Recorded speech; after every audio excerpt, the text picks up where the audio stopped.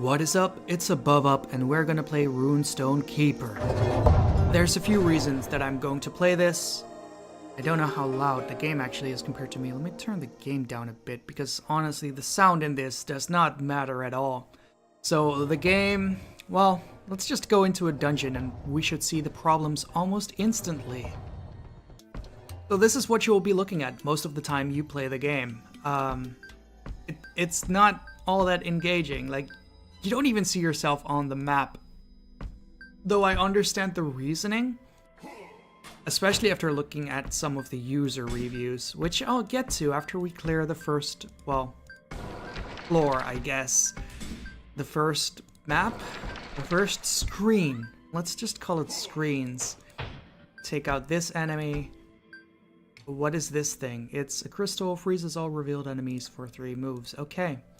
Nothing of value, basically. Here's another enemy. Let's yell at it, because this yell, it reduces the creature's attack by the number of locked tiles on the screen, lasts for 3 moves. You'll see a lot of these types of effects, and especially in the beginning, it basically just means, hey, their attack is 1, because we didn't really balance things. So as you see, every time I uncover a tile, I get like 1 point of this, which is the currency to use items from your inventory. Why they made it like that, I don't know. Usually in more well-balanced games, it would go towards your mana pool for your abilities and not your inventory, which is single-use items to begin with. But this is not a well-balanced game. So one of the problems with this game is straight from the store page on Steam. Runestone Keeper is a roguelike dungeon crawler that blends classic RPG elements and turn-based strategy. Now, let's talk about the term roguelike, because if we're talking about a traditional rogue-type game, that is an RPG that kind of plays out like a turn-based strategy game, because it is turn-based and it's heavily involved with strategy. So something tells me that the developers don't really know rogues when it comes down to it. They don't understand the genre.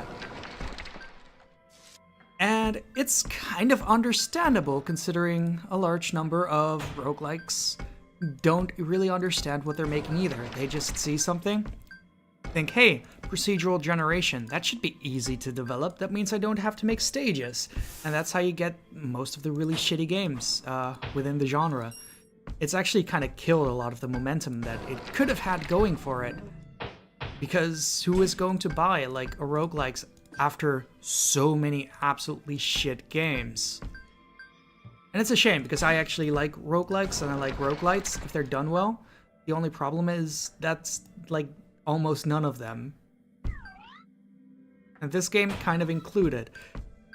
I don't even think that the developers came with this idea themselves, which sounds really harsh to say. I'm just gonna take money. I don't even know why. But the game reminds me a lot of Desktop Dungeon, especially the way you get mana by uncovering tiles. That's very much Desktop Dungeon when it comes down to it. Except Desktop Dungeon, the concept behind that is that the one floor, which is also bigger there, is the entire dungeon, and you have your entire leveling curve and your progression through the game on that one floor, and you either beat that one floor or you die. And it's very interesting, because it's basically a puzzle game when it comes down to it, and it requires a lot of strategy and planning to go through. Here, I don't know how to explain some of my thoughts on it, which is why I'm just going for a gameplay thing where I'm just kind of let's playing it while talking about it. Because I think most people can already see some of the issues that are to be had here. For one, a lot of the positive reviews on Steam are saying that this game is a lot like playing Minesweeper. And while I can understand it because of like the uncovered tiles and the way that you move through it, it isn't actually like Minesweeper at all, because you can't deduce what is where based on the surrounding elements. That is the allure of Minesweeper. Here it's you step on a thing and maybe you get damage. Maybe there's an enemy there. Maybe it's a store. You know, it's not really. There's no real strategy. It's kind of just random, and sometimes it works out, and usually it doesn't. Can't I sell these? No, I can't. No, I can't sell them. Never mind. Note that I'm not even thinking about what I'm doing here, by the way. I'm just clicking tiles that I haven't been to, and it's working out by itself. I don't have to do anything about this. That is not good design to begin with. If you're making a roguelike, even the early floors should be made so that a new player would have to think about what they're doing. And obviously I'm not. I'm just clicking things as I'm moving. Like, this has as much strategy behind it as Diablo 1's first few floors where you just walk and click. It's not great. This is a lot of health. Actually, what do my items do? Freeze this. Let's freeze this thing and just attack. And he's dead. Wow, legendary monster killed with no effort. Now, usually I would want to play one of these games until I've beaten it, and in this case, I don't think I'm gonna beat this game, like, ever. Oh, I need this key. Then I can open this, and then it's an exit to a different room, I guess? Oh, hey, it's a legendary enemy. Let's see, what does this do? Stuns a creature for 3 moves. What's the difference between stunning a creature for 3 moves and freezing it for 3 moves? I might never find out.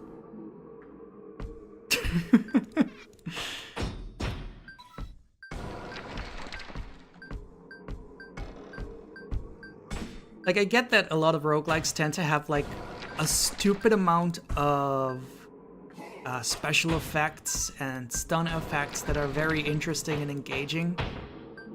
This is just not it, though. All revealed creatures are teleported to a random location. No.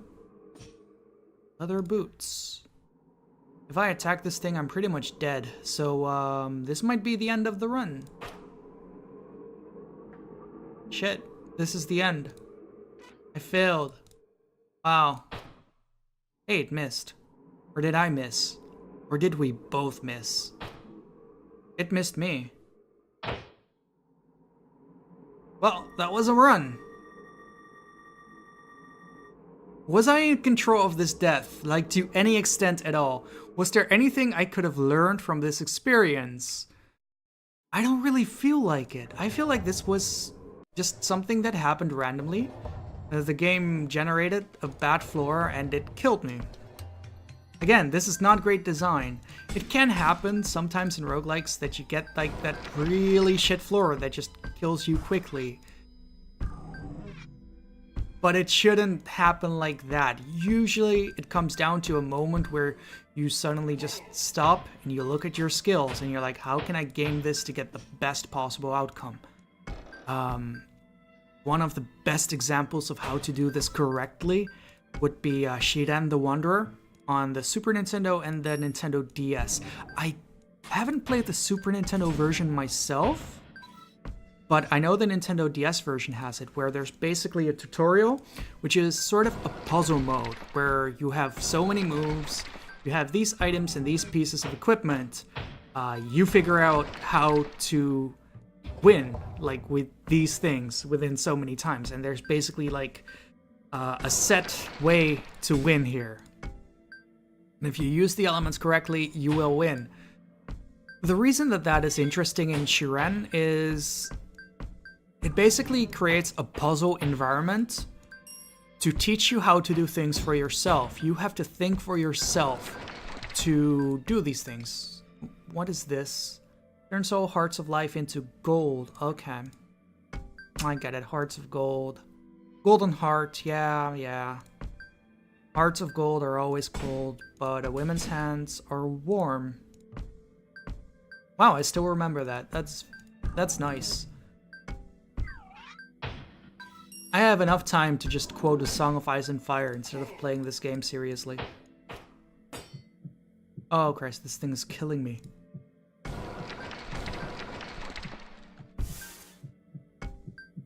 What's this? A statue of a god. I don't care. I can restore mana. I can restore life. I should restore a life. And then shout. And then kill this thing. Go down. Kill this thing. Fucking hell. Hey, that enemy left. Okay. What does it mean? I'm gonna kill myself if I attack it one more time. Instead, I should just fire this arrow at it. Hey, we actually had a puzzle moment. Although I feel like it's more, again, luck, because this just happened to be here. It's more like, wow, what a coincidence, rather than, wow, I planned this out very well.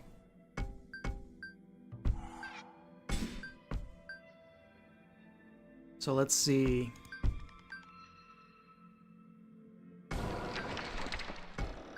How do you restore mana in this?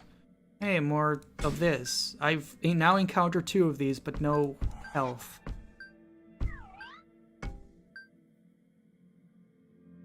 What was this again? Drastically enhance the accuracy of your next hit. I don't give a shit. What was this? Restore 10 life and 1 mana. That's actually good. I should actually use that now. Yeah, okay. Use it. There we go. We still can't shout, though. Yeah, I'll use this device. There's one more enemy here. Okay, let's see. Who could I kill recently? I can kill you. Yay, I leveled up. Okay. What's this? Intelligence. Strength. Stamina. Well, I'm just gonna punch harder. Let's see here. I have 11 attack, and none of these things are gonna go down. Why are the enemies so much stronger this run all of a sudden? Like, I'm failing to understand something here, but with how most of this game works, it's probably just random. Isn't that great?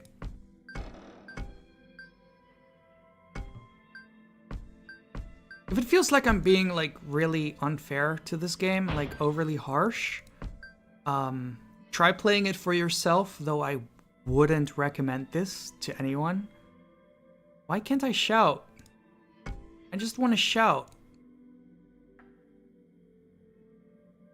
Costs 2 mana, and I can't use it with 8 mana. Is something... Oh, that... What? I don't know what this means.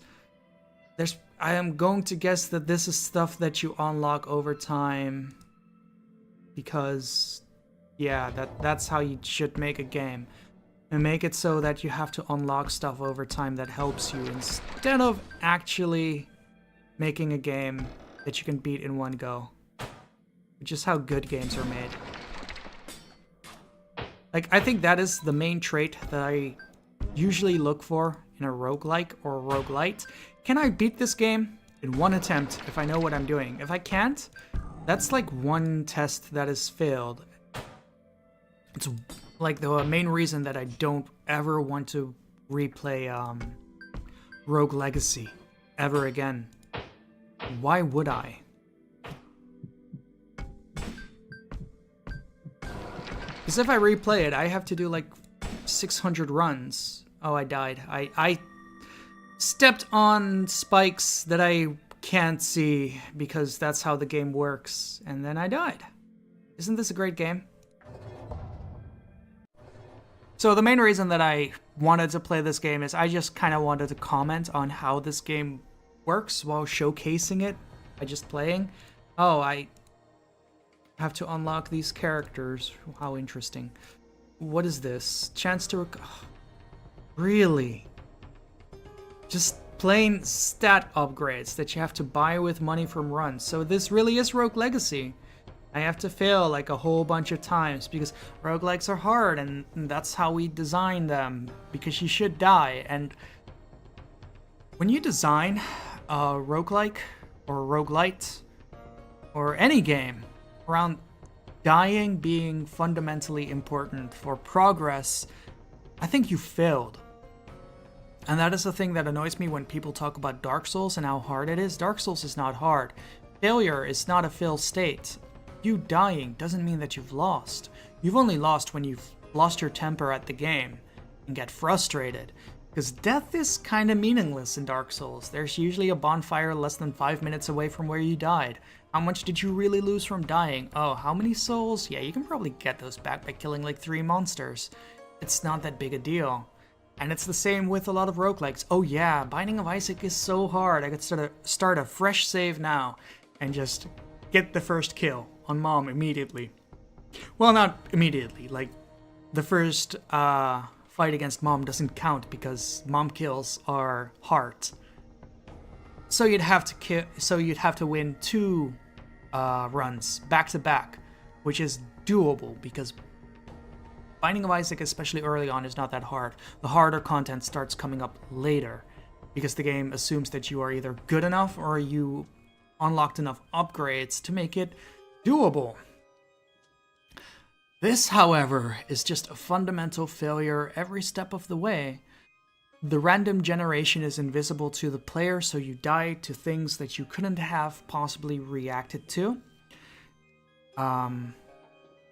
The stat system is something that you have to, well, keep playing and then improve as you keep playing, which is kind of shit. Like, that's the thing I don't like about Rogue Legacy. It was fun playing it once, but then never again. It's also why I like the ones that do it very well, because it actually feels like a challenge. Like, I have to improve as a player, and it doesn't come down to RNG. It's why I like the puzzle mode from Shiren the Wanderer, because I have to figure out how this stuff works, and once I've figured out all these puzzles, it will make me a better player in the actual game. So this was just a quick commentary using a bad game as an example. This was Runestone Keeper. I don't know why it's in my Steam inventory, but it's there and I played it. This was Aboveup. I hope you enjoyed this video and see ya!